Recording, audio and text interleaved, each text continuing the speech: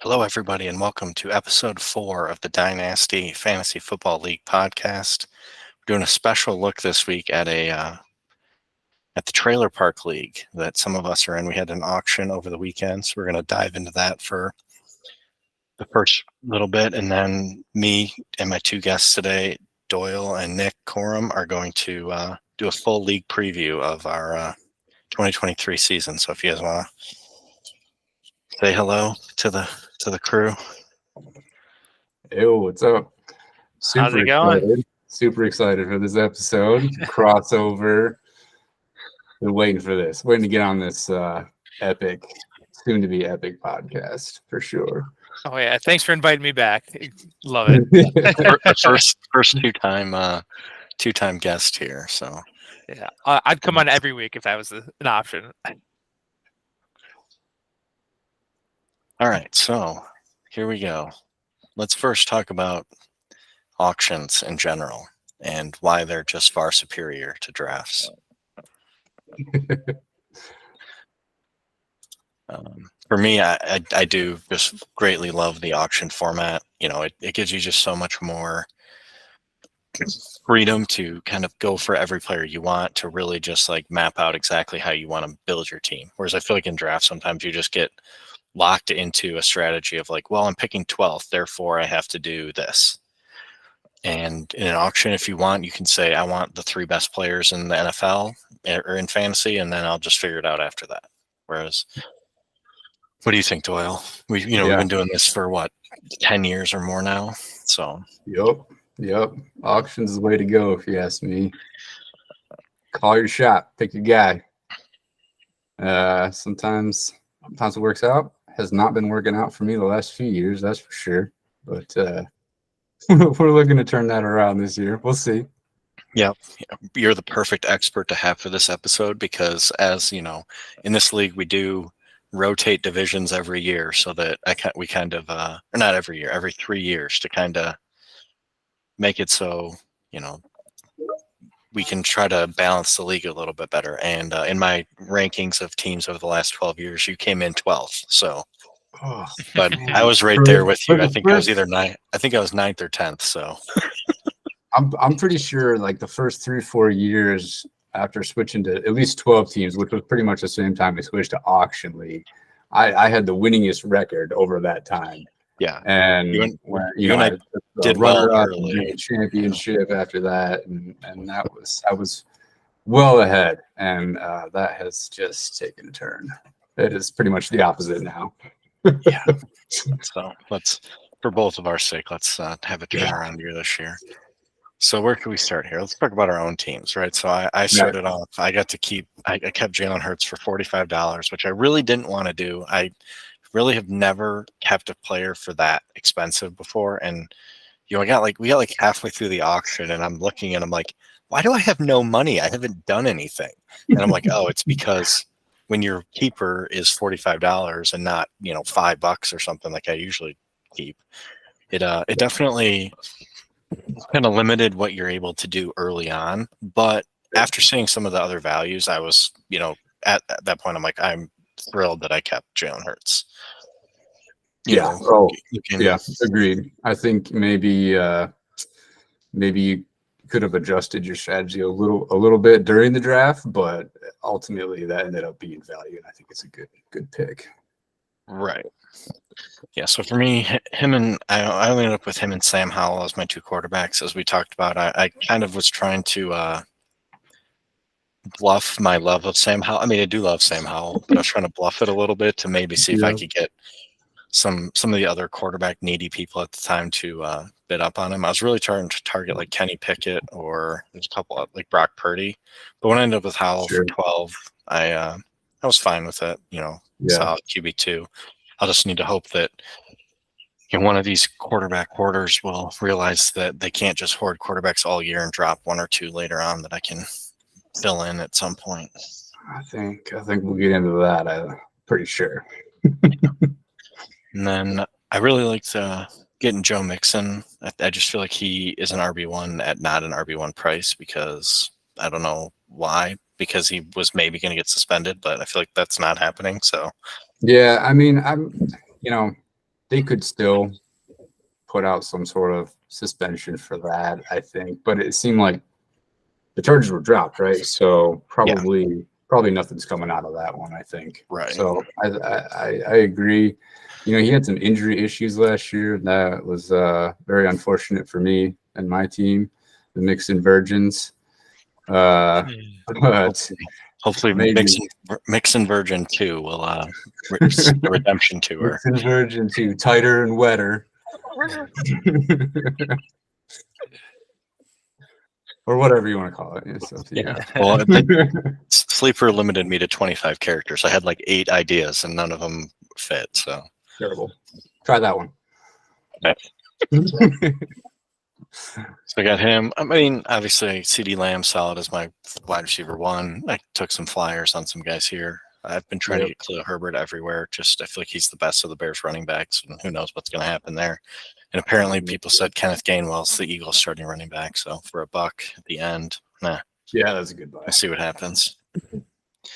Now let's see what you think of your team. Where are we at here? Oh yeah, right here. Do me a favor and click on it. Oh, beautiful. Just spotlighting. Yeah, so I came into this keeping Fields for $9, right? Which was sort of a kind of an afterthought keeper for me almost, which was crazy because that should have been my keeper all along, no question about it. Yeah. I had Ramondre Stevenson for like $2, which I thought, I mean, it's good value, but it's not going to come close. I mean, some people are really hot on Fields this year. So he could go for as much as Hurts, maybe, something like that. He's probably not hitting $69 from Mahomes, but for $9, I was pretty happy with that. And personally, not a big Fields fan. I don't love all the hype he's getting this year, but the value is there. So hopefully it works out. I'm kind of in the same boat on Fields where, I feel like the hype maybe has gone a little too far at this point. Yep. Yeah. So, but if you got the value, sure. He's going to end up being my keeper in 2 leagues now. So, ride or die this year, I guess.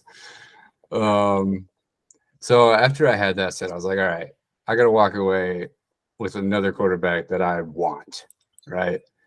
So I'm like, I'm not paying up for Mahomes. It's not going to happen. So, and then Hurts is kept. So that pretty much left me with grab Lawrence or Herbert. And that's pretty much it. Like, I'm going to get one of those 2 guys.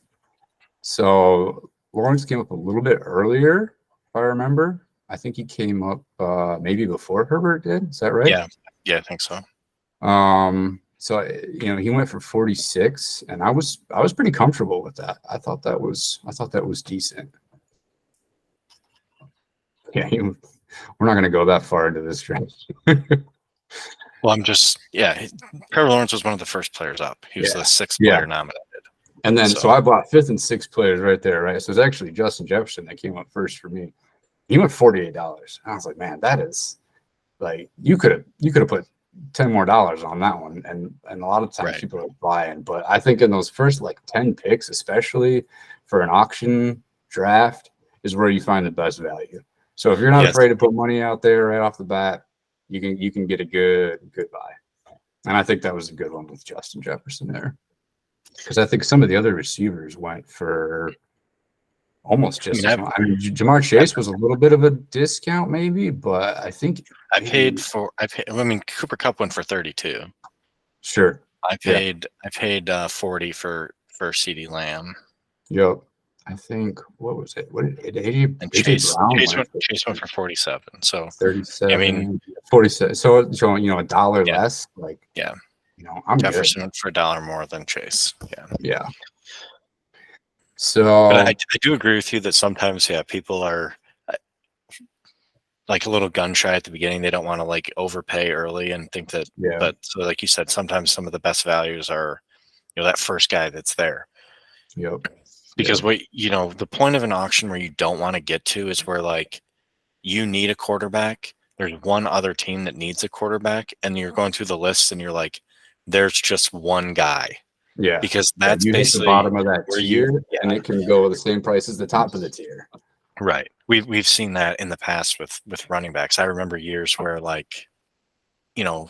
Christian McCaffrey and stuff or Barkley are going for 70, and then all of a sudden Melvin Gordon is like the last of like the top 5 running backs, and he goes for 85, and it's like, right. what happened?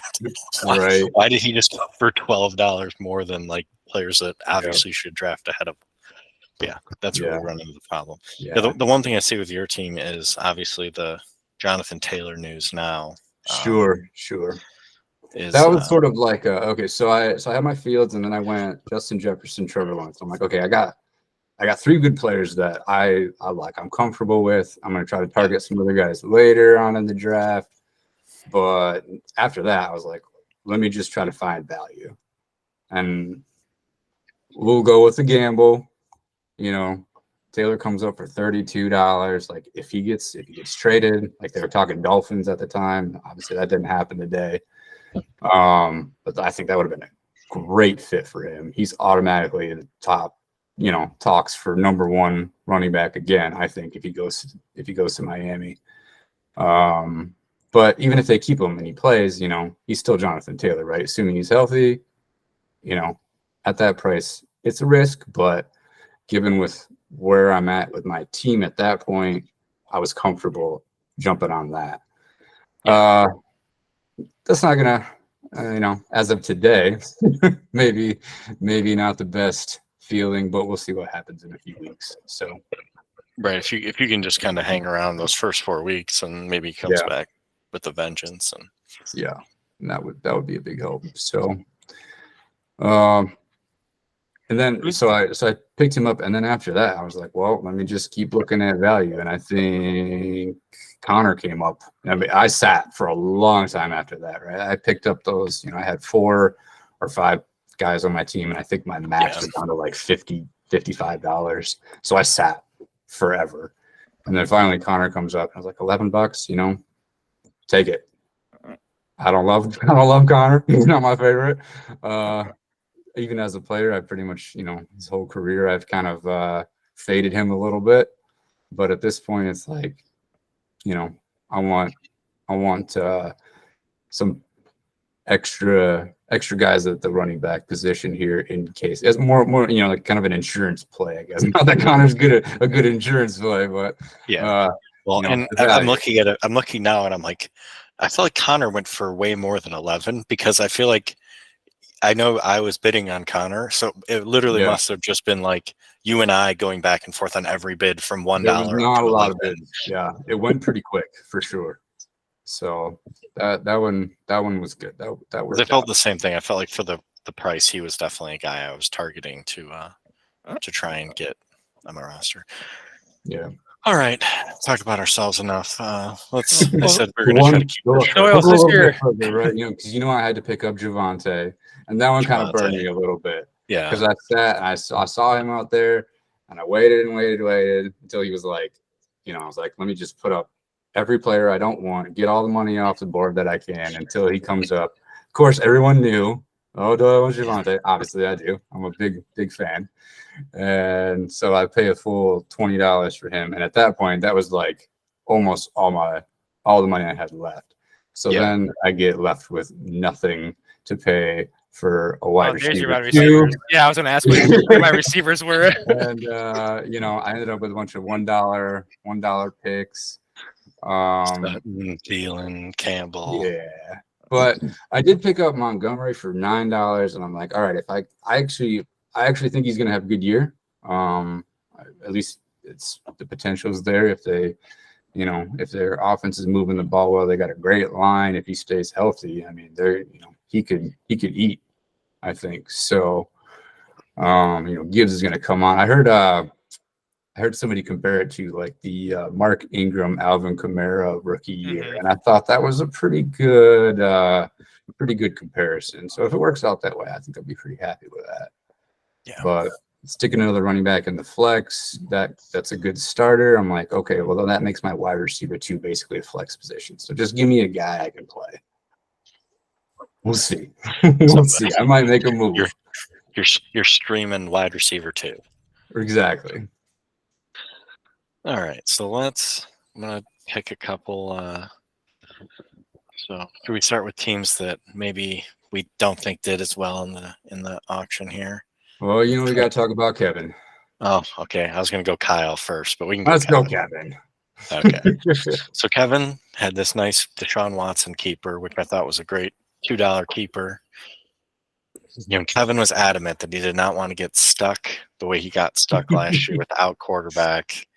And so he paid up for Patrick Mahomes, which I said I thought was a great strategy. Okay, he's just spent $71 on 2 quarterbacks. It's like $35 each. Yep.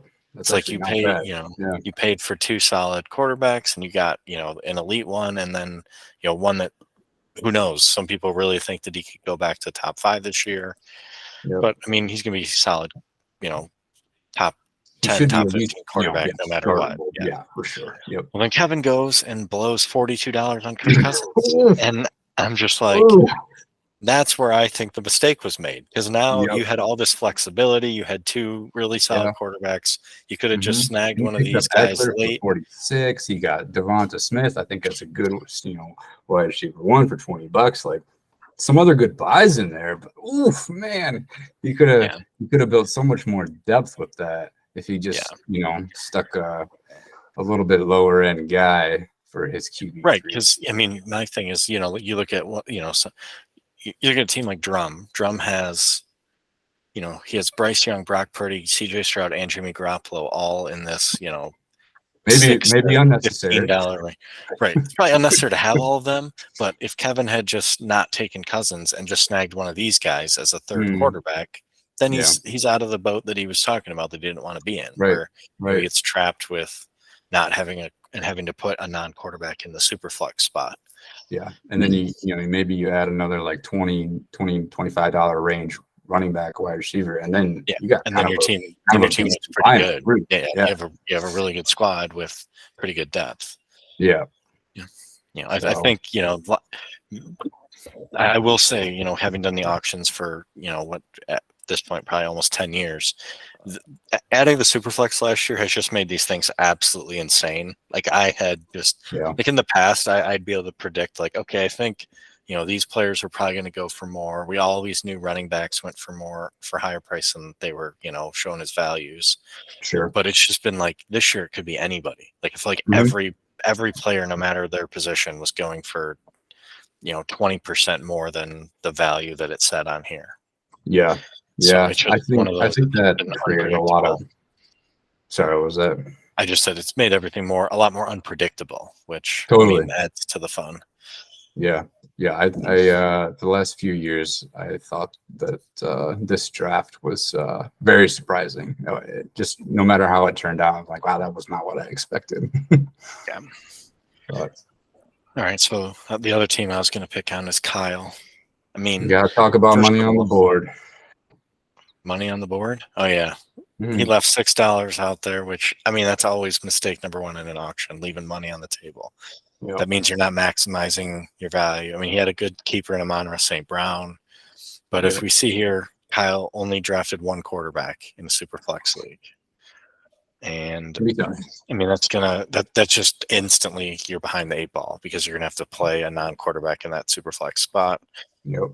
And I mean, I like the Lions, Kyle. I mean, a lot of us do, but I mean, you have Jared Goff, Jahmyr Gibbs, Amon-Ra St. Brown, and Jameson Williams. That's a lot of Lions. Yeah, that's a lot of Lions. That's a lot of Lions.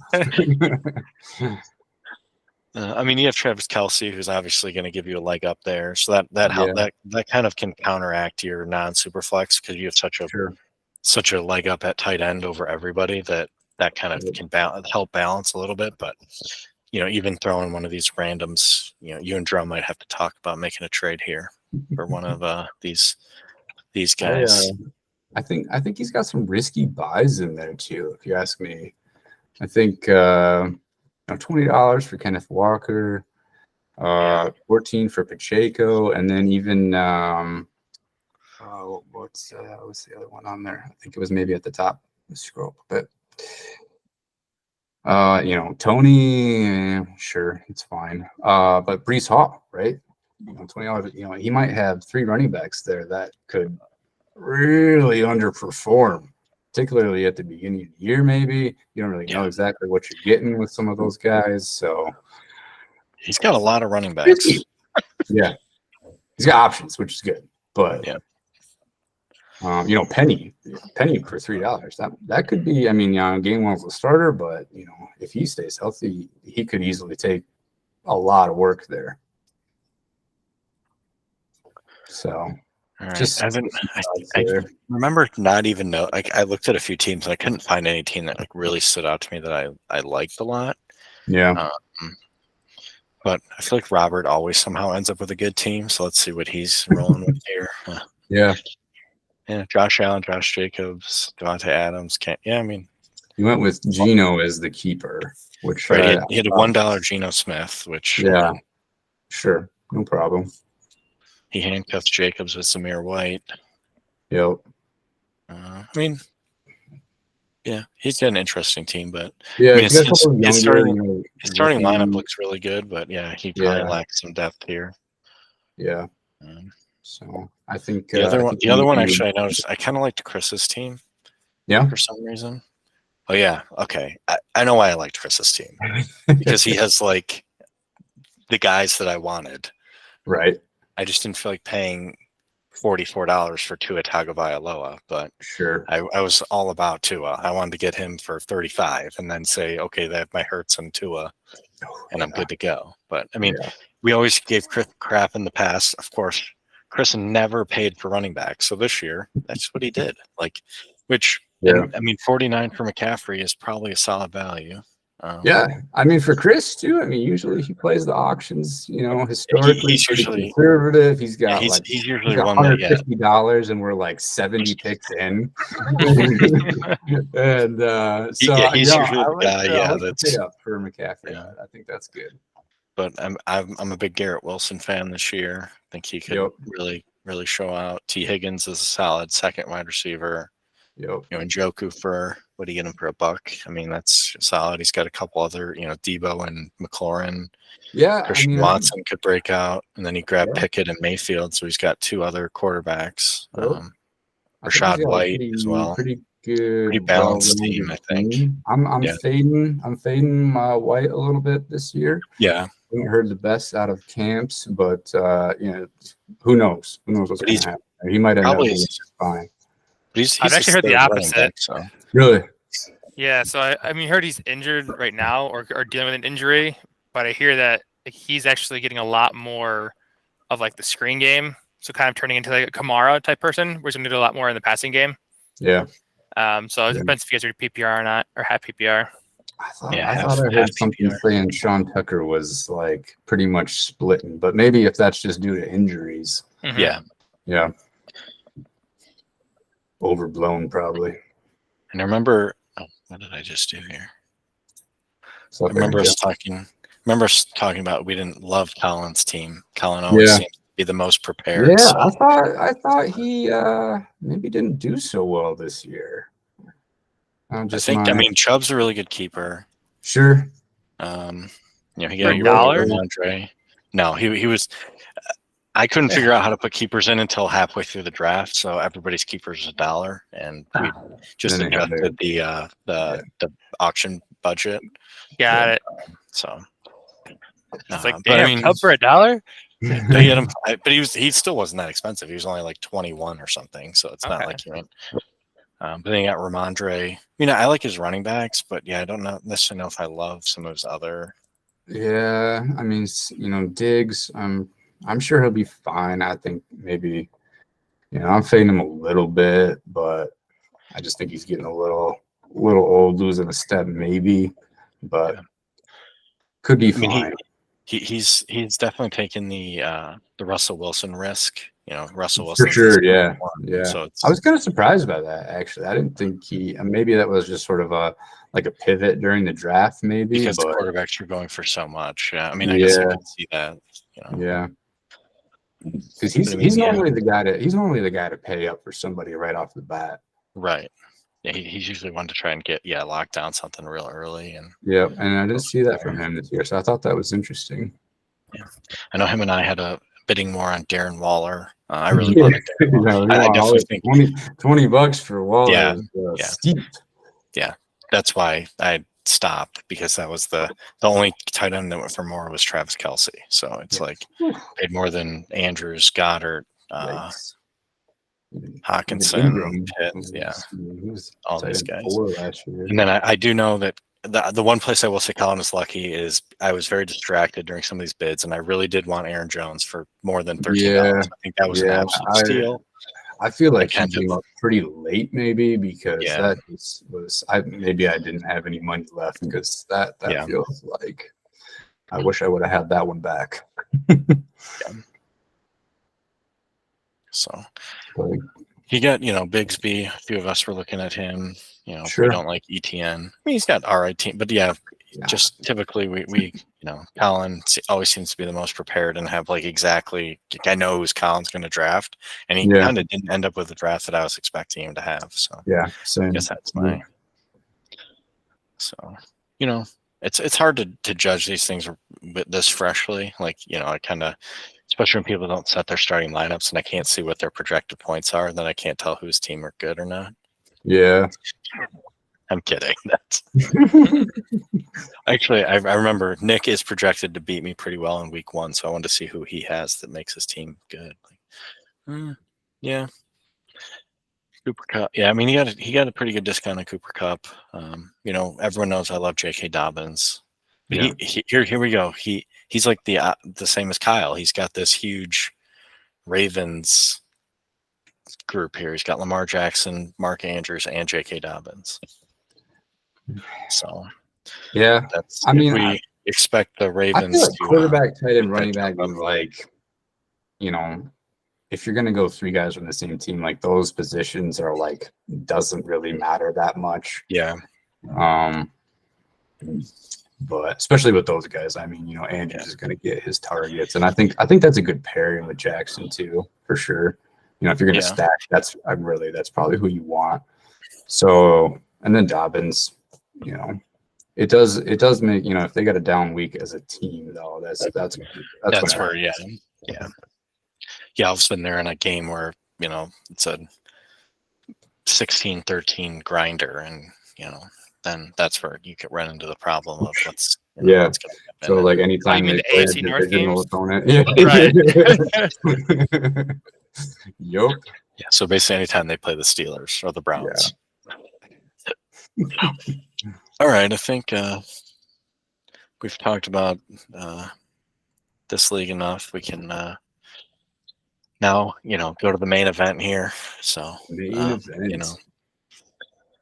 want to talk about what we're here to usually talk about, which is the Dynasty League. So if you guys want to fill airtime here while I have fixed my computer, there we go. I'm okay. I prefer the awkward silence is really the best way to go, I think, especially for podcast situations. Yeah. I mean, we can rank taxi squads if you really want to. That's the future of the future. Now we're talking my language here. All right, so to 2023, what do we got going here? All right, so first things first, preview, welcome to the league, Chris. So welcome to enjoy the team, contending team. Yeah. Right, so he inherits a team from Tony. Tony's been all in since day one, basically trying to win. So he still has pieces that left over from those runs. Obviously having Patrick Mahomes is a nice team to inherit. Just to, like I was saying, that kind of gives you the freedom to do, kind of whatever you want, right? You don't have to. You can do a win now game. You can sell off. You can do kind of, I feel like his team, it's win now, but there's certain parts of it that are certainly unknown. Like Ken Pickens replicate his rookie year. or even or continue on to that? Is Christian Kirk going to actually produce more with Calvin Ridley there, or is he just going to, is that really going to eat into him a lot more? Is Lockett going to produce more with JSN? So like, there's pieces that like are unknown with these new people coming in on their teams. Big unknown. Yeah, Alexander Madison for sure. So it's like at first I was like, oh yeah, he's definitely a contender. And then I'm like looking more at it, I'm like, yeah, he's a contender. Definitely like making the playoffs, can make a run. Just all depends on what happens, and we'll know pretty quick in the first couple of weeks. Yeah. How his team's really going to be. I think the bench is where it kind of falls apart a little bit. Mm-hmm. I don't think he's got a lot of great depth. It's a lot of older guys. So, maybe if he he's going to need a good draft this next year, I think. And he doesn't have any. He doesn't have any picks. That's a rough taxi squad, I think. Yeah, if we're ranking taxi squads, this one is definitely not in the top or middle tier. I think McBride got cut, right? Is that right? Did he? Yeah, I think they so. waived him. Yep. Yeah, the Vikings. Yeah. So that's kind of a surprise wave there. Yeah, that's making me more and more regret dropping Ty Chandler from my taxi squad from last year. Jesse pounced on that pretty quick, I remember. I mean, this is. I still think this is a playoff team this year. For sure. Unless Chris does decide that maybe he doesn't think he can win, so maybe try to sell off some of these pieces to others, and Chris, I'm buying. All right. Recoup some of this draft capital that that clearly is not. I mean, it's mostly his 2024, obviously. 2025, 2026, he has everything. Yeah. But yeah, I definitely see this as a team that's probably, a definite playoff team and, possible contender for more. I could see some depth moves though. Yeah. Mm-hmm. There's definitely moves to be made. Yeah. So, but once again, Chris, welcome to the league and best of luck, unless you're playing me. All right. So now Doyle will go to your team next. Team sucks. No, most improved. No, I've written down super young and talented. Like that's a good combination to have that many young players who have already been in the league for 2 years and are stars. It's a solid squad. Thank you. Yeah, I definitely think when we were doing that trade show, I still think low-key one of the best moves was you getting off of Lamar Jackson to pick up Tua and Waddle. Like I just think that was like such a good kind of the one show I listened to. They like to talk about tearing down. They do like tear down trades where you tear down from obviously Lamar's a better quarterback than Tua, but you're tearing down to Tua, but you pick up an asset in Waddle that is just going to, help immensely. Yeah. He's just a target monster. Even with Tyreek Hill there, he still gets tons of looks. Right. Yeah, hopefully Tua goes for a nice long career, and Hill retires in like 2 weeks, and it'll just be great. It'll really pay off. Yeah. Yeah. Who's your QB2? Yeah, we're gonna ride again. Broncos country. Let's ride. I added some QB depth this off season, which I thought really kind of burned me down the stretch. Not that my team was all that great anyway, but I started off okay. I feel like I was 3-1 after 4 weeks, and but the QB depth was a struggle. And particularly Russell underperforming was rough. So I wanted to add a couple of guys. I traded Kirk for Garoppolo straight up to Tony at the time. That was depending on where you sit on Jimmy, maybe a risky trade, but I think it'll be helpful for me overall, especially now that he's all cleared and should be looking to play. And then Mac Jones, I mean, whew. Ooh, yeah, I gave you to him today. Nick basically said, "I do not want Mac Jones. Just take him. Like I don't want him. You can have it." Yeah. And the Patriots today showed Mac Jones is our guy. So He's our only guy. he's the only guy. They cut. So, I am shocked they cut Bailey Zappi. I just don't get that. I was too. Yeah. Yeah. Like, it's weird. I don't know if they're looking to pick somebody up or trade I- or what. Well, I think it's going to be. I think it's for roster purposes. The Lions did it a couple of years ago. They cut everybody on a certain position except one, and then they were able to fill their roster out. And then they know they were going to put somebody else onto IR or PUP later on after, so that way they don't get to miss 4 games.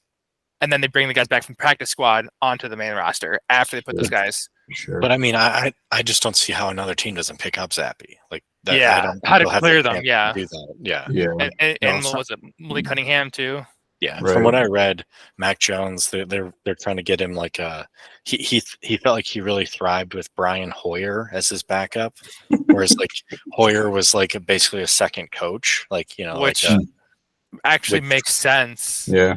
so With they're going to look Vegas, to with they're going Aiden to look O'Connell. to bring in somebody more like that, guy bring that in isn't Hoyer. yeah, right. Oh, is he getting cut? Well, I don't know. I mean, with Aiden O'Connell doing well in Vegas, and Aiden O'Connell was a 3rd string, and Hoyer's a 2nd string. Oh, So okay. just trade Hoyer away, put Connell as a 2nd, and then New England would have their QB too. Yeah. All right. And then I mean, Doyle's got some. You've got depth. Other than really running back. Yeah, running back just struggling for depth. For sure. Basically, just had like ETN, Javante, Brian Robinson, and then you have Chris Evans. Yeah. Running backs look a little rough.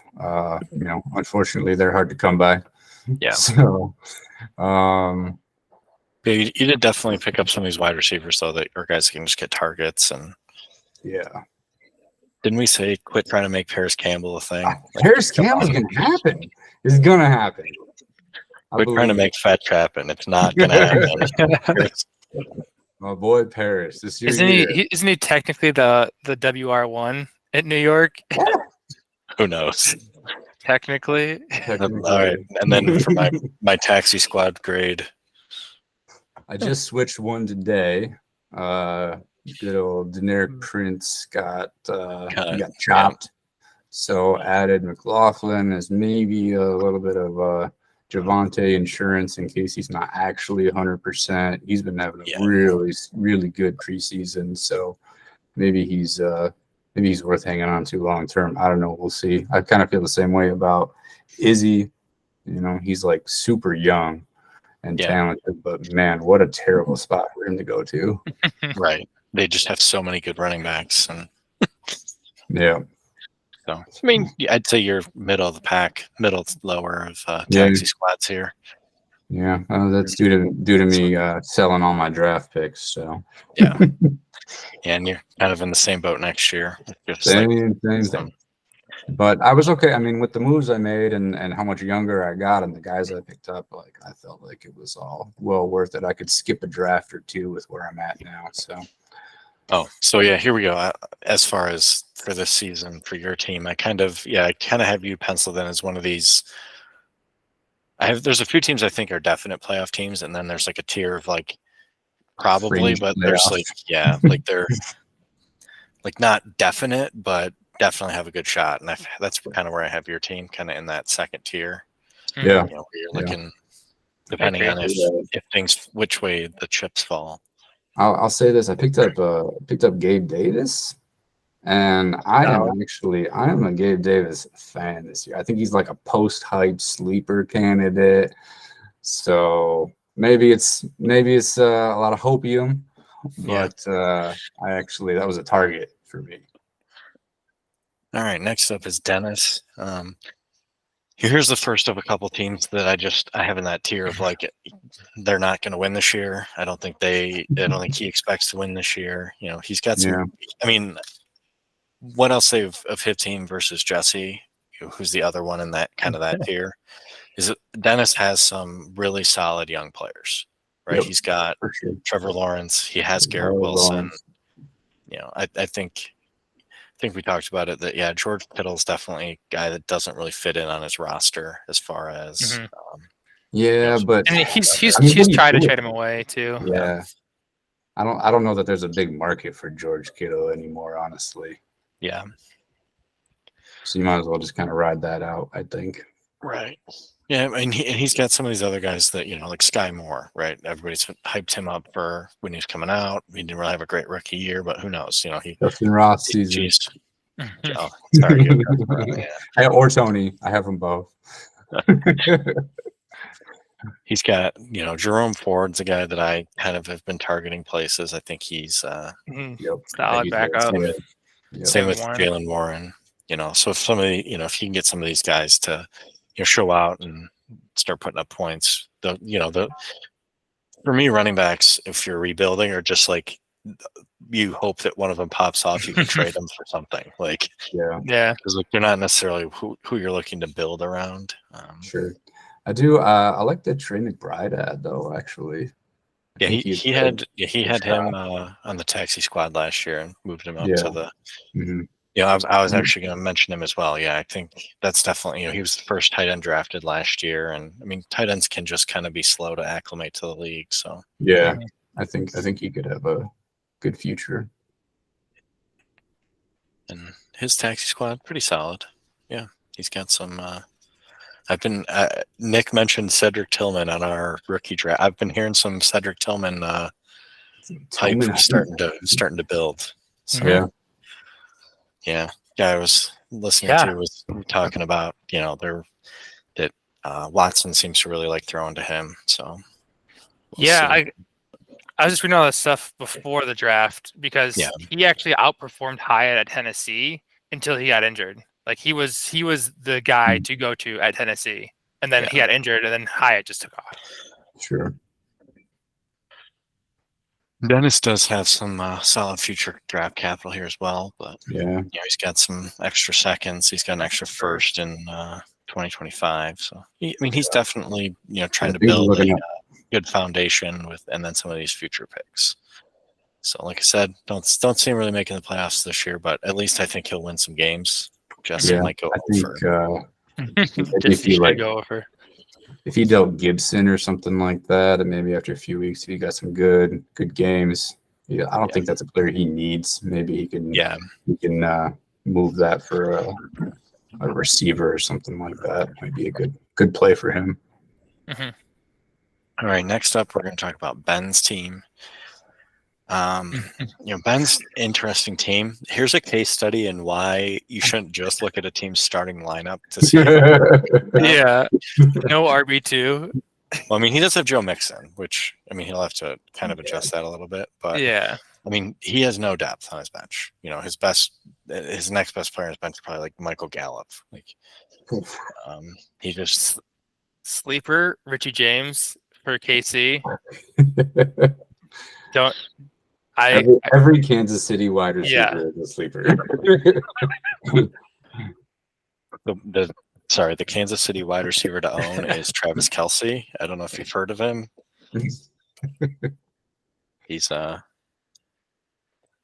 one. Someday it'll be different. Yeah, right now Bennett's starting Rico Dowdle, who. Well, even if he puts Mixon up there, who's he going to put?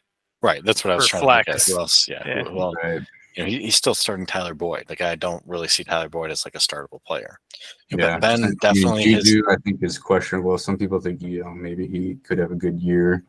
I'm out on Juju. Have been for like the last 5 years. So you're permanently out.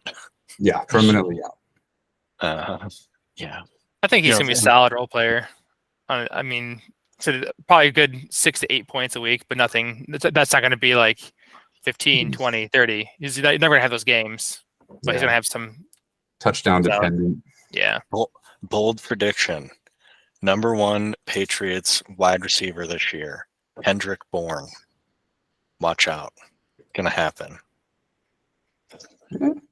I don't know if that's that bold, actually. That might be a good call. They just have nobody, so why not Kendrick Bourne? Just pick one. But I mean, here's where David and I kind of talked about this last time we were looking at the startup draft, and like Ben's team has been carried for 3 years because he drafted Josh Allen and Joe Burrow, right? Yeah. And I feel like he hasn't made any like awesome moves since then, and now you're starting to see Well, I mean, why you need to be constantly trying to improve your team, make upgrades. He made some big moves, got McCaffrey and Devontae and Travis Kelce, but that was a trade with me where he gave up Devon Smith and who was it, Barkley, right, at the time. So and he actually traded away some youth in that trade, which maybe made sense at the time, but now it's I don't know if he's really added any. So right, but then you look at his bench and it's just like clearly hasn't added any. This team gets ugly fast if you start having some injuries, and where if you're not really trying to build that depth through draft picks and just like even if it's making we've talked about making like small moves and stuff. I mean, if he would have dealt Jonathan Taylor a few weeks ago, he probably could have got way more value than you're getting today. Well, so he was trying to get pre-2022 value for Jonathan Taylor, even though it's 2023. So I think once we figured that out, everybody was just like, okay, cool, we're just not making this trade. Like, because multiple of us inquired about it, and we're just like, oh, so you want unrealistic? Okay, then I'm out. It's weird. It's kind of like the same as the real life Jonathan Taylor trade. But I mean, Ben's probably still. I mean, he still has, like I said, he's got draft capital to work with here. If he does want to make this a contender, he still has his 24 and 25 first. He has 4 seconds over those 2 years. So I mean, he's got pieces there if he wants to. But his team is one of these where it's if a couple of these guys get hurt or start underperforming, it's like this team could just start tail spinning. And I mean, you're talking about 3 or 4 of those guys could be any season could be their last of true top. Allen, right? I mean, So I still think he's probably a playoff team, but I wouldn't put him in that automatic no matter what playoff group. Sure. Just because of some of the question marks we talked about. Where some of the other top teams, even if they have an injury or something, they have some depth to at least kind of not completely fall off. And I mean, in bye weeks, you have to have depth, especially in a league like this with 10 lineup spots every week. So all right. Here's Dave. So what do we think of Dave's team? Number 1 trade buddy. I've written down volatile roster. So just like any of those people could go for a lot of points or no points. I don't feel like he has a roster that's set up to get a set amount of points each week. Yeah. He's got a boom bust lineup. Yeah. I feel like that's a maybe, actually. Because I mean, Jackson should be good for, a 20, 25 points a week, right? Probably. And occasionally a big one, right? But then you look at, he's got Eckler, he's got Montgomery and Sanders. Solid. 3 running backs, I think, should have good years. So they might pretty good floors, solid floors, So I think maybe his receivers are the real question. That's probably where your boom bust comes in. I mean, he's definitely putting a lot of eggs in, hoping that Stafford and Kupp stay healthy, and that the Rams are like. I've heard people that think the Rams are just going to blow the whole thing up and try to get Caleb Williams. So it's like. I don't love the Rams in LA. Yeah.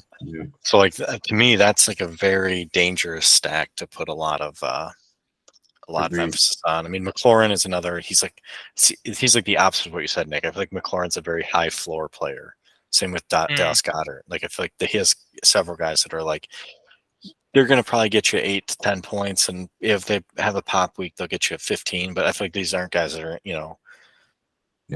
Terry McLaurin's not like maybe the question is the question is that floor going to be enough? Right. And then same with his bench. We got to look at his bench. It isn't pretty. I mean, he's got some guys, but there's he could be feeling it in some bye weeks, having to roll out some of these guys, Van Jefferson or something, and Tyler Hick. He's got a lot of Rams. Yeah. But all of his tight ends are like 30 plus. Yeah. Let's see what's he got. He's got how did he get Ty Chandler? I thought Jesse had him. Huh. I think Jesse dropped him, I think. Did he? Oh. Yeah. But I mean, he does have Kendry Miller on his taxi squad. I didn't realize that. So I mean that's definitely a piece that he's a first round pick on him this year. So it's it's a guy that he's probably going to expect to be able to do something for him. Yeah, and Ty Chandler could show up too. So, but you can only start so many running backs, I guess. Yeah. And when Jimmy G sucks, he's got the second coming here, Aiden O'Connell, MVPP, most valuable preseason player right here, Aiden O'Connell. If only we got fantasy points for that. And he's in the same boat. He's pretty much pushed all his chips in, and he doesn't really have much in the way of draft picks for 2024. He's definitely holding on to these 2025 picks. Trying to maybe think that this is his last year, and then next year is going to be his really bad year, and then hopefully start getting some reinforcements. Rebuild. So, I think maybe moving some of those young running back upside players could be helpful. If he really is trying to win this year. Yeah. So I definitely, he's another one where I feel like probably a playoff team, but I could definitely see things happening that could go sideways. Where I put him in kind of that second tier where if things don't really start well, that it could spiral and he could be a team that misses the playoffs. Yeah. All right. I guess I'm up next. Creep. I forgot to put that as his nickname forever ago. So, it's funny looking at this team. I'm in another dynasty league where I have actually a lot of the same players. I have a lot of overlap. I have Dobbins, I have Watson, Dobbins, Akers, and London all in that league. The problem is, and this is the league I care way more about, right? And they're my probably QB1, RB1, RB2, and maybe even wide receiver 1. In that other league, they're my QB2, RB2, RB3, and wide receiver 4. So the rest of my team is so much better than it's I have a lot of Falcons and Bears. I don't know if that is the ideal strategy here. But at one point, I was like, I just need to get rid of these guys. But I don't know. London and Pitts, I feel like at least one of them is going to be, have good team. I kind of am really getting behind DJ Moore right now. Like, I really think that, I feel like I was kind of down on him going to Chicago, but now I feel like maybe it could be better than I thought originally. Agreed. I'm totally the same boat. I thought, originally I was like, wow, that's a horrible spot for him. But watching some of their preseason games actually looks like he might do well there. So well, definitely see ones versus ones to see if Fields will get enough time to throw it to him. I feel like I feel like he looked good. Plays though. Yeah, but DJ Moore looks good in the preseason. They might be trying to do more of just get him on little screen passes and stuff, and whereas I feel like Carolina didn't do that as much. Where they can just get him in space and let him work that way. Yeah, he's good for the yak. Yeah. So I mean, I definitely like my team as far as I feel like I have a good balance of some younger players, but I've been trying to. I didn't realize Dobbins still in 24. Yeah. Yep. And Calvin Ridley. There's the weirdest. The trajectory I've gone on with owning Calvin Ridley is I traded for him hours before he got suspended for a year, and I felt like I got absolutely trade raped in that deal. Now, looking back on it, I think I actually trade raped Dave somehow. What did you give up on that trade? I don't even know. I can't remember, but it was like I feel like the main piece of it was like Van Jefferson and maybe Oh. Clyde Edwards-Helaire, who I ended up with on my team anyway. So it's like I didn't give up really anything of note now. Like looking back on it, I basically gave up nothing. Yeah. And just had to, and I wasn't trying to contend last year anyways, so it kind of was like I just sat on him for a year. And yeah, in Dynasty, I think it's fine. I mean, he is, I guess, getting a little bit older, but I'm definitely fading him redraft this year. It's just too much of an unknown for me. But yeah. Ridley? yeah, I'm opposite. I'm high on Ridley and redraft and then fading him on Dynasty. yeah, there's two camps for that for sure. For sure, you're not alone. But I'm also like super high on Jacksonville in redraft this year. Oh yeah, yeah. Which my redraft team is pretty much all Jacksonville, minus Ridley. So Right. it's one piece I missed. Yeah, I mean, I'm definitely I think that depth is over or underrated. Sorry, I think people don't value depth as much as they probably should. I mean, especially like I said, talking about our league having 3 flexes, and you've got to have guys that can fill in these spots. And I feel like I have a pretty. That's probably one of the strengths of my team is I do have quite a bit of depth, or at least players that I feel could, take that step up. Yeah. It looks like I have backup running backs here, but like, last year Elijah Mitchell, even though they have Christian McCaffrey, for a while. he was still getting like 15 carries a game. And when that honestly, I think McCaffrey's a huge fade in redraft this year because of Elijah Mitchell. They saw stats where when Mitchell was hurt, McCaffrey was averaging like 21 points a game. When Mitchell was on the field, he was only averaging like 15. It's because the 49ers don't care. They don't care about your fantasy team. They care about having Christian McCaffrey healthy for the playoffs so he can play quarterback.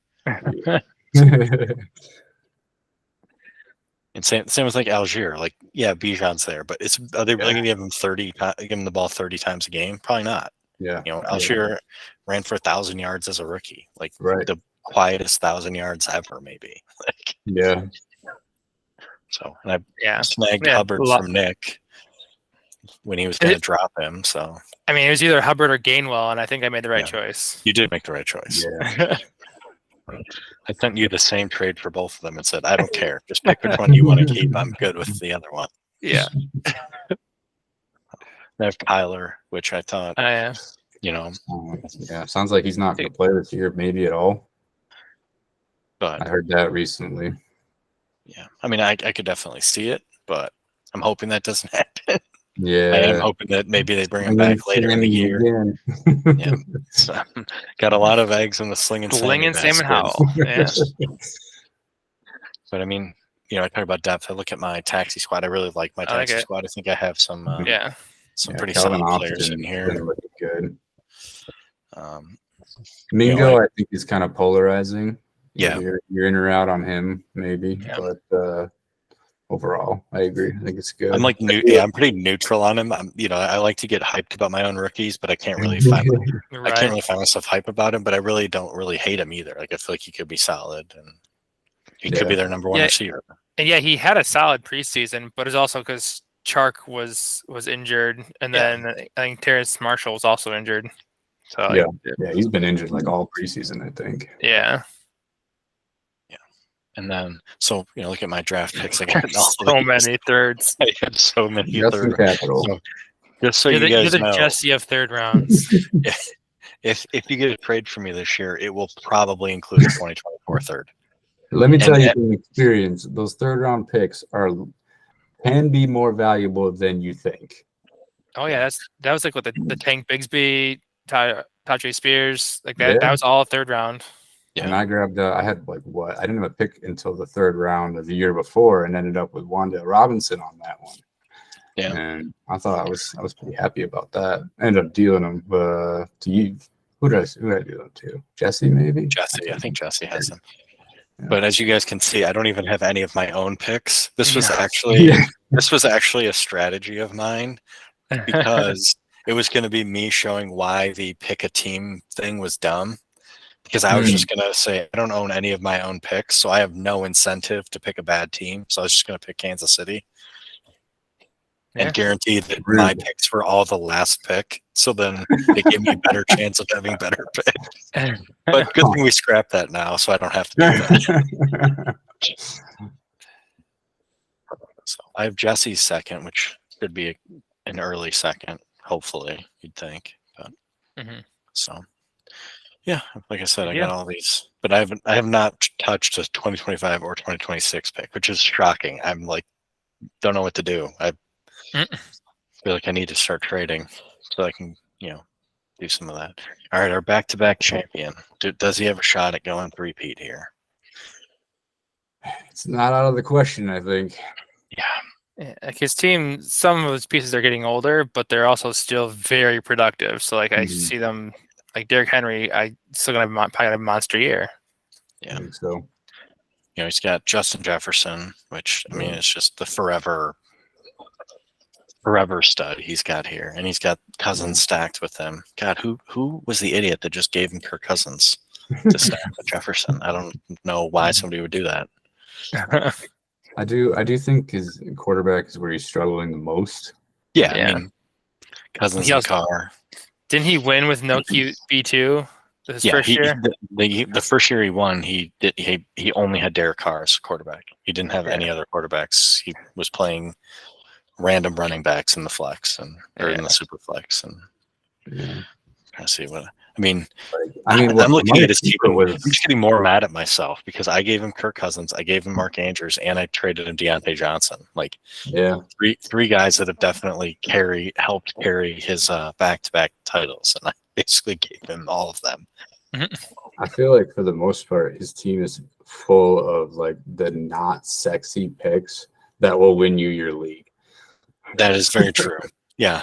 I definitely, I would definitely put like that. Yeah, he's got Amari Cooper, he's got James Conner, he's got Deontay Johnson, Derek Carr. Like, those are definitely guys that are just like, they're going to get you what they're going to get you, and you're not going to ever be like, man, I love having this guy on my team, but they just give you points. Yeah. What's his bench like? Yeah. Maybe some work to do in the bench. Yeah. Not sexy. Yeah. So the least sexy team I've ever seen.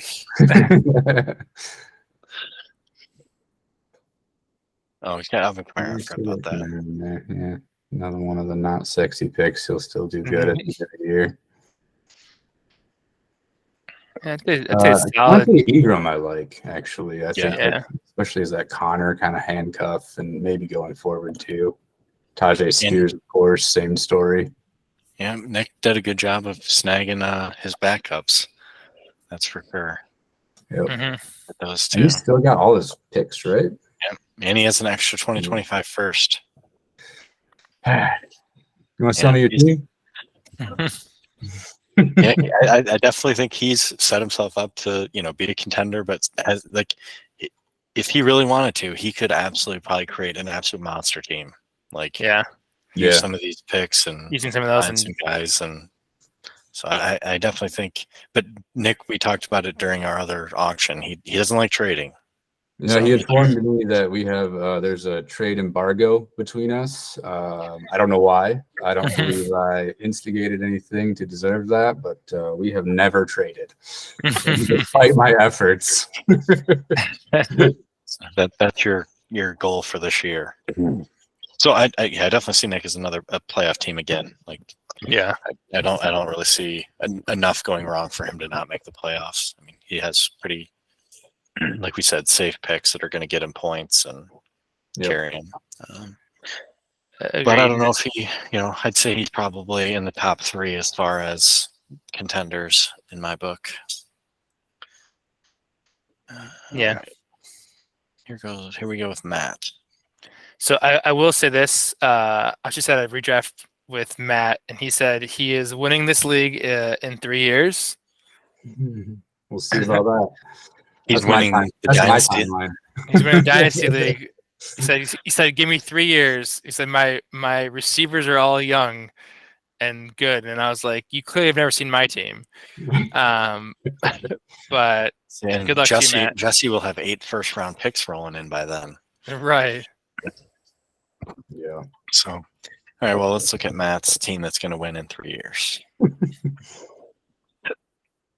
DeAndre Swift, big fade for me. Actually, I thought that was a terrible trade for him for fantasy purposes. Probably great for the Eagles, and he'll play good football there. But I don't think he's going to put up a good season. Do you know what his contract was like with Philly? Did he get a new contract or is? I really don't But I know. recall. I'm just asking because I didn't realize he's only 24 years old. So like even if he goes to another team next year, I mean he still might, dynasty purposes still might produce. I don't know, but yeah, he in Philly. I don't think it's a good fit for him with Penny and Gainwell. I like his receivers. Yeah, I do like his receivers. That is true. Yeah, I mean his QBs are aging. Or Daniel Jones is younger, but he has Goff. Yeah, Dalton Jones. I just think Daniel Jones is 40 years old, even though he's probably like 25. Yeah, something like that. I feel like he should. James Cook's Judy or definitely one that could pop up this year. I mean, I like Jahmyr Gibbs. I was trying to get him in our auction. Traylon Burks. Assuming he's healthy. Same with Judy. Judy's kind of hurt now too, so it's like, he's kind of already. I feel like he's already hitting the injury bug here before the season starts. He's got a couple guys nicked up already. Not a lot of depth at all. Yeah, he's Hyatt. Michael Carter still on the roster? Did he? He's still in the Jets. Did he get cut? No, he did not get cut. Why? How many running backs do they keep? Donovan Knight.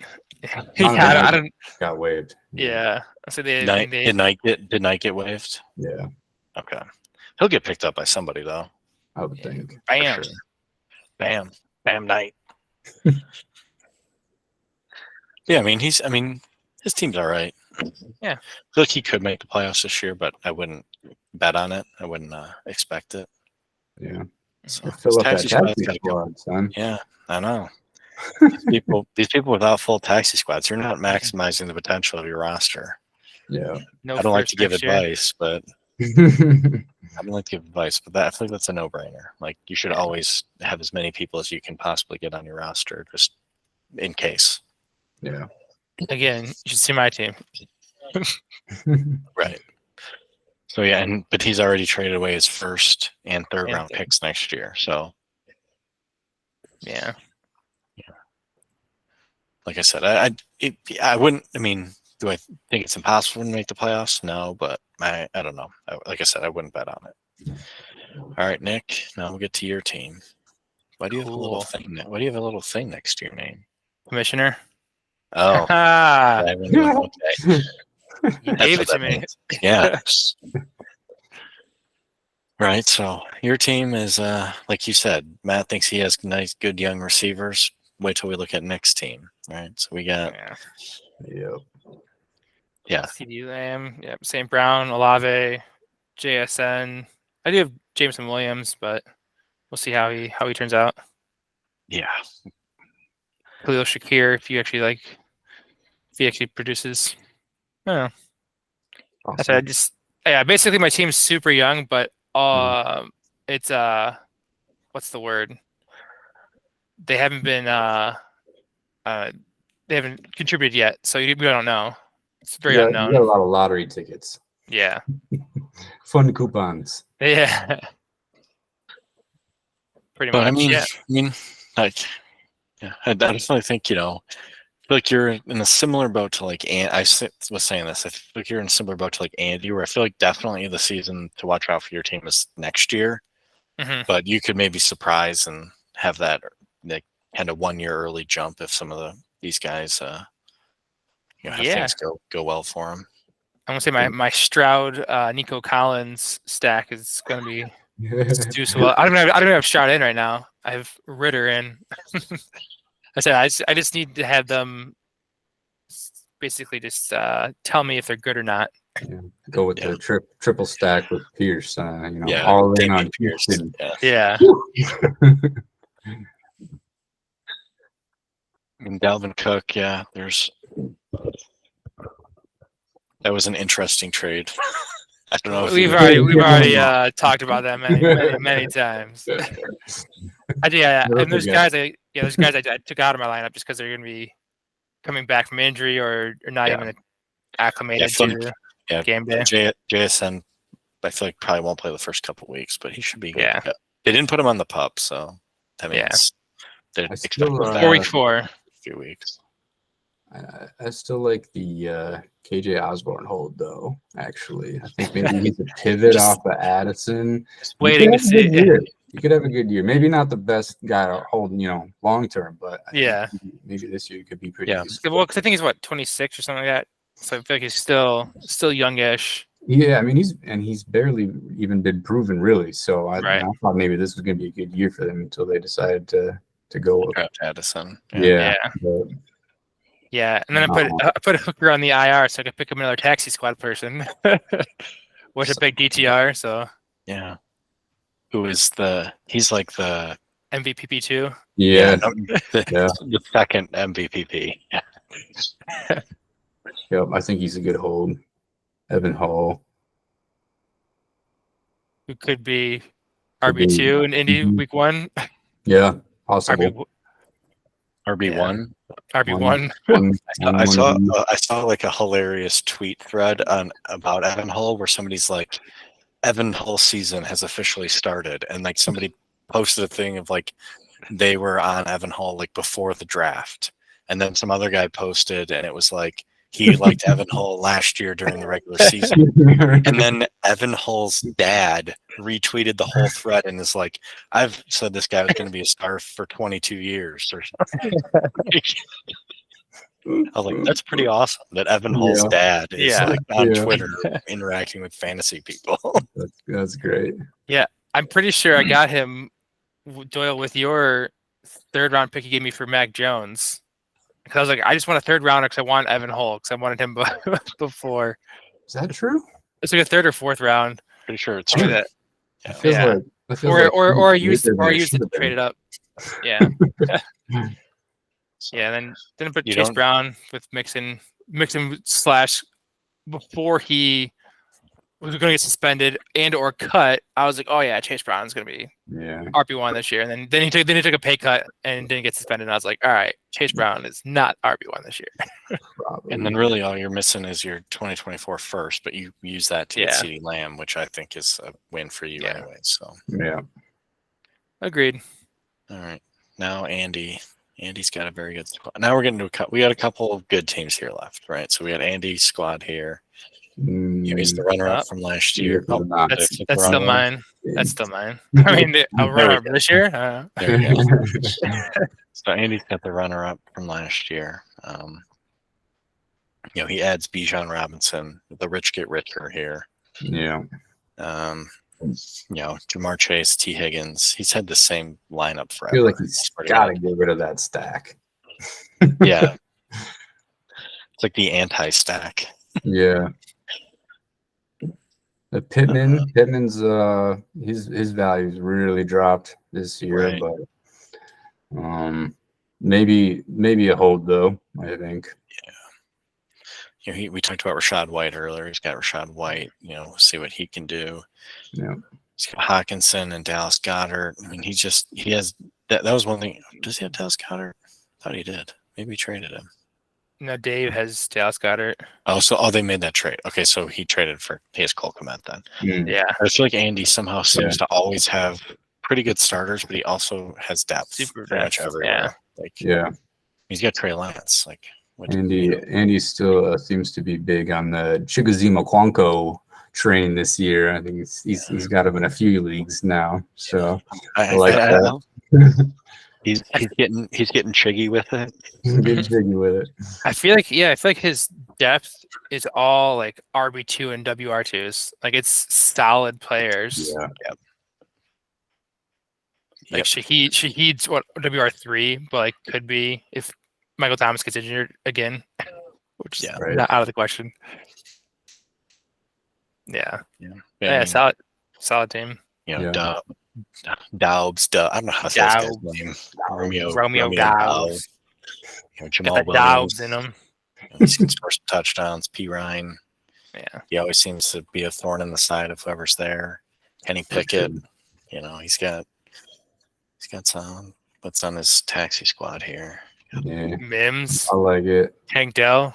Mims and Dell. I don't know who Baggin is, honestly, but Me neither. I think he's just backing up Fields. I think I don't know. I think he's another one that kind of looked pretty good in the preseason, and who knows? I think he just picked him up too, because I have no idea who this person is. Yeah. Mims, I think, is he might be coming off the taxi squad faster than you think, though. Well, especially with Judy already hurt. Mm-hmm. And they lost Tim Patrick again. He's probably never going to see another game. Yeah. And they cut AJ Hamler. Yep, cut Hamler. And they cut, they cut Kendall Hinton too, which I was actually kind of surprised by with all their injuries. Not that he's much of a fantasy factor. Yeah.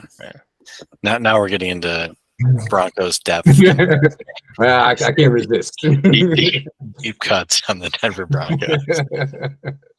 And Andy, he did deal his 2024 first, but he does have a couple extra seconds. He still kind of has future capital. Yeah. I feel like at some point he has way too many picks for how good his roster is. He at some point needs to do something.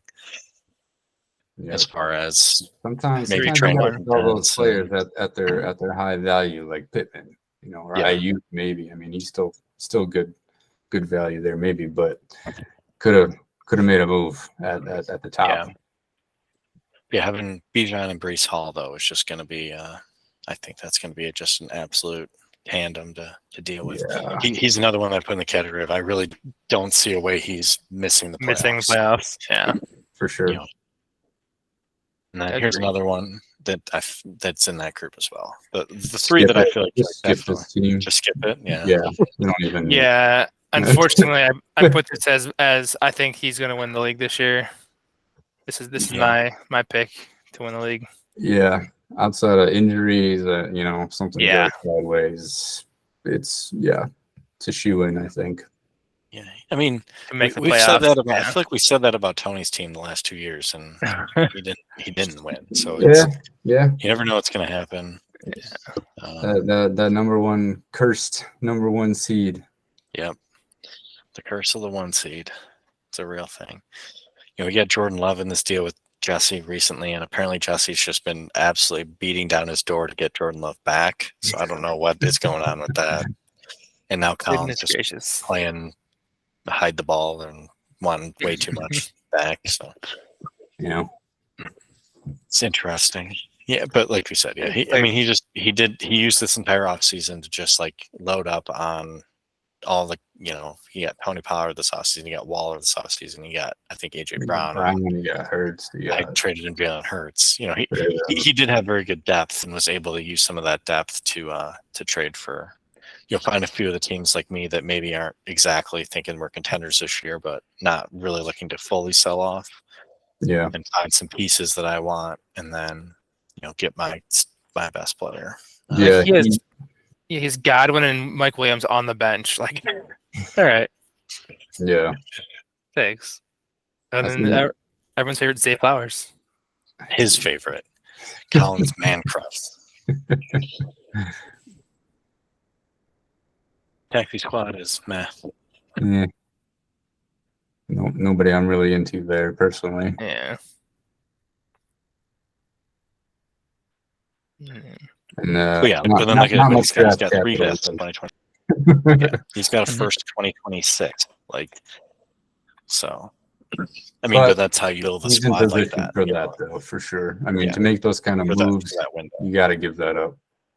Yeah. So, okay. If I was throwing odds on Colin to win, I was trying to think of what line I would give him. Like plus 200. Is that? Solid. Yeah. Would you put action on that, Nick? That's the real question. No. I believe in my team, obviously. Yeah. GMs can't bet against their team. And now we save the best for last here. Jesse. Big banger. this team is just kind of a mess. I mean, I not like all of some pieces individually, but like, yeah, the whole But when you show up with Tannehill and you click on the team, you see Tannehill QB1. I'm worried. AJ Dillon RB1. Ooh, Like, I don't mind his receivers. Yep. Watson, Yeah, he's- Watson, Dotson, Watson and Addison, Dotson. Watson, Suns. Dotson, Addison. Ferguson. Okay, he just said anybody who has Sun in their name. I feel like it's just like Tannehill and Sons. It's like it should be the name of his team. Jesse and Sons. Yeah, he's got some pieces that are fine. Did some of these, but it's just like like I said, he's Dobbs Josh is Dobbs is QB. our QB2. Yeah. He's got Bailey Zappi. Zappi. He's just his bench. The highest projected points is like 3, 4, something like that. Which is like my taxi squad is projected higher. Clayton Tune might see some action now. Well, at He's least got we got all- both He's of them. Dobbs. Yeah. He's I got know. all quarterbacks on his taxi squad. Yeah. Well, I get it. I don't mind it. I like Stetson Bennett though. He's looking really good. I mean, I know he's old. People are fading him a lot, but You say he looked good? and for his preseason games, He was horrible. No, he's been Really? awful. yeah. Oh he's been yeah. awful. He's been throwing like picks like directly to people. well, maybe I'm thinking of somebody else. Like he's had some okay moments, but there's just been really bad interceptions. All right. Well, But moving I mean, on. obviously, Ugh. this is what Jesse's banking on is Yeah. that the 2024 Yeah. class is going to be awesome because Which, I he didn't mean- even have any 2025 picks. He literally only has a 4th and a 5th. So it's Yeah. like he basically is But- just putting all of his eggs in this basket. He has 8 first-round picks next year.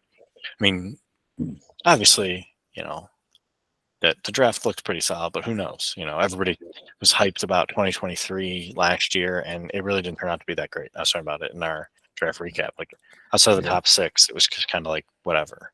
I mean, yeah, he So- technically couldn't get. I mean, there's ways he doesn't get the first couple picks, which just totally Yeah. ruin it. Did I get Caleb Williams and Marvin Harrison Jr.? I mean, he Yeah. should have some shots at it. I mean, Yeah, the lottery for sure. But like, yeah, Yeah. there's. Yeah. I think you should maybe take a page out of your book, Nick. Sell off some of that, try to balance out a little bit. Yeah. Well, and that's what Colin and Andrew you were talking about when I had all those picks is I should have, instead of drafting, taking some of those later round ones and using that to get people.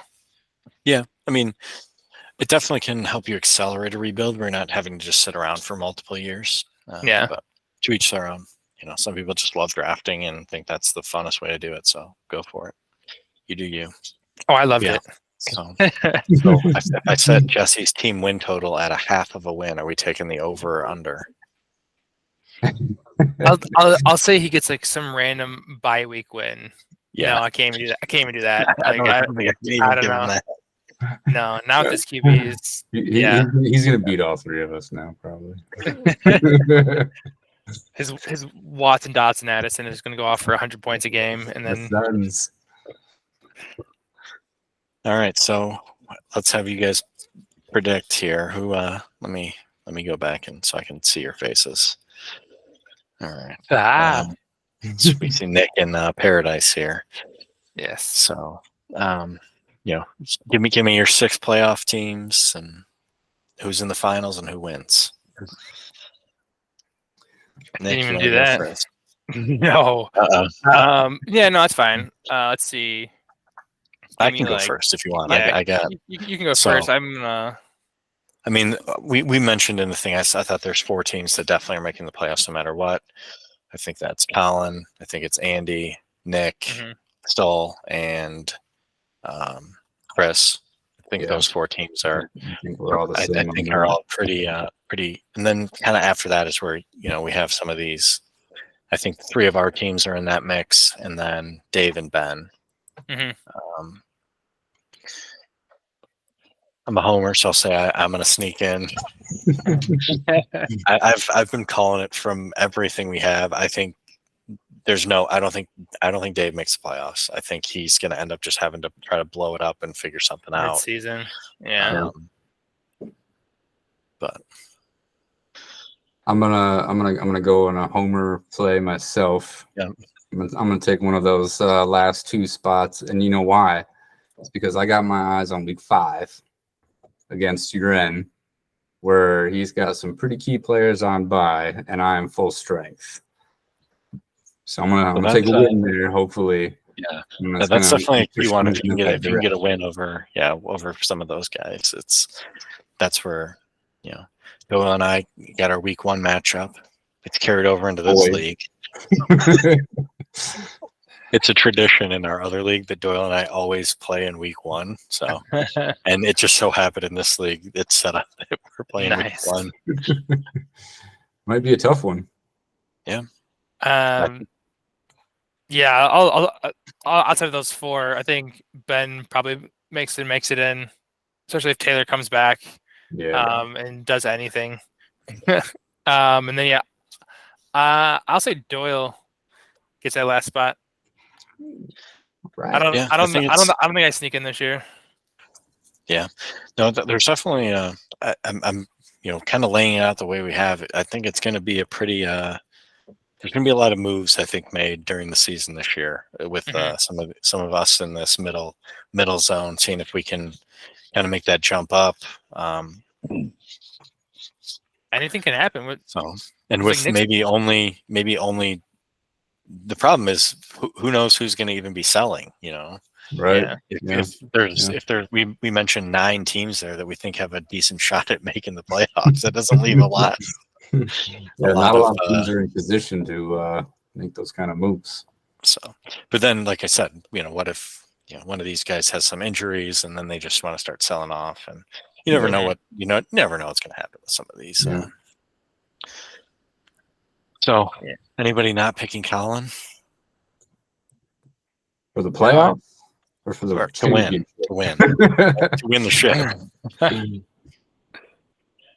I just think the team's very well positioned to do it, but I still have him winning.